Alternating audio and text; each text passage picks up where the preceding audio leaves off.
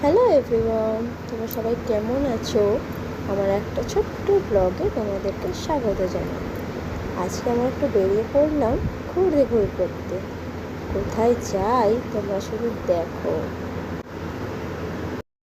প্রথমে তো আমরা টোটোতে উঠেছিলাম, তারপরে আমরা টোটো থেকে নেমে ডানলাপের মোড় থেকে আমরা অটোতে উঠলাম। অটোতে উঠে আমরা যাবো একটু সোদপুরের দিকে। তো দেখো, এই যে অটোতে বসলাম, এই যে আমার সাথে বসে আছে রিনা। রাস্তায় এত জ্যাম, দেখো আমরা দাঁড়িয়ে পড়লাম, একটু করে অটো যাচ্ছে আর একটু করে দাঁড়িয়ে পড়ছে। এখন আমরা বেশ কিছুক্ষণ দাঁড়িয়েছিলাম।